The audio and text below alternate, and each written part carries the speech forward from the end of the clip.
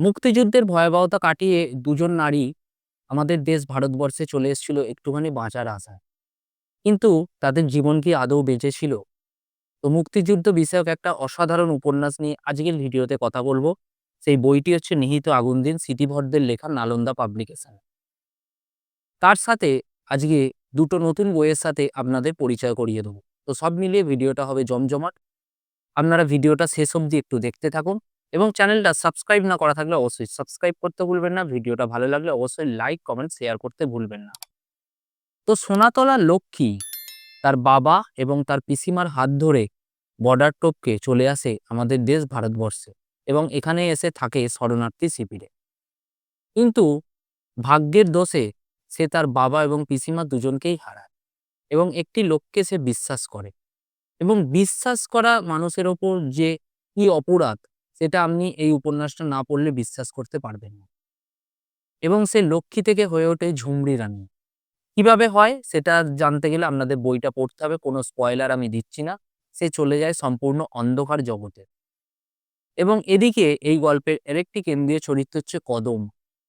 কদম হচ্ছে তার শাশুড়ি মায়ের হাত ধরে দুটো সন্তানকে নিয়ে বর্ডার টপকে চলে আসে আমাদের দেশ ভারতবর্ষে। তার স্বামীকে গুলি করে হত্যা করে আর্মিরা এবং সে হয়েছে ধর্ষণের শিকার। এবং এদিকে লক্ষ্মী আর এদিকে কদম দুজনের মধ্যেই আশ্চর্যজনকভাবে দেখা হয়ে যায়। এবং লক্ষ্মী অর্থাৎ ঝুমরি রানী শোনে হচ্ছে কদমের জীবনের এক নিদারুণ দুঃখের কাহিনী এবং সে কদমকে ভালোবেসে ফেলে দেশের মাটির টানে। তো সে কদমের জন্য সর্বস্ব কিছু দিয়ে কদমকে সাহায্য করতে চায়। সে তার সোনা দানা, টাকা পয়সা সমস্ত কিছু দিয়ে তাকে একটা দোকান তৈরি করে দেয়। কিন্তু কদমের মন ততদিন অন্যদিকে ঘুরে গেছে। তো এই সবকিছু মিলিয়েই অসাধারণ এই উপন্যাস।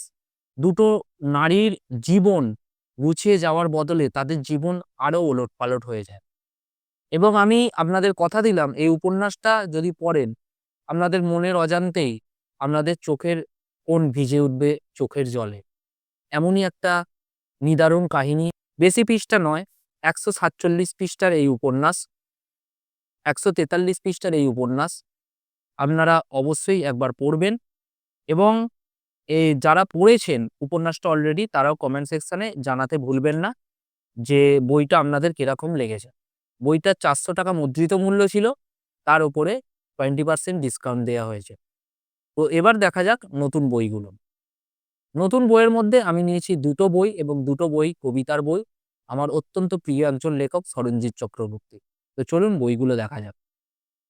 প্রথম বই হলো সরঞ্জিৎ চক্রবর্তীর লেখা, এই যে এই বইটা পৌঁছে যাওয়ার লেখা। এই যে সামনের দিকে প্রচ্ছদ খুব সুন্দর। আর এই যে পেছনের দিকে প্রচ্ছদ।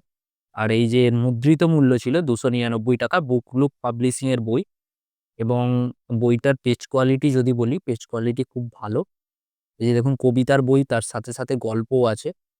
এবার কি নিয়ে বইটা সেটা পড়লে জানতে পারবো। এবং মিডিলে কিছু ভালো, ভালো ছবিও দেয়া আছে। এই যে,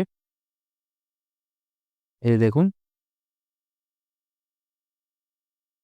এটা হচ্ছে ১ম বই। এবং দ্বিতীয় বই নিয়েছি আনন্দ পাবলিকেশনের সরঞ্জিৎ চক্রবর্তীর 'শালুক' এই বইটা। এই বইটা রিসেন্টলি প্রকাশিত হয়েছে। এটাও একটা কবিতার বই এবং দামটা অত্যাধিক বেশি। ৬০ পৃষ্ঠার বই, ৳৩৫০ দাম। এটা আনন্দ পাবলিশিং বলেই সম্ভব। তো এই যে ছোট কবিতা দেয়া আছে। তো এই দুটো বই নিলাম। অনেকদিন বাদে কিছু কবিতার বই নিলাম। আ দুটো। এটা হচ্ছে সূচিপত্র।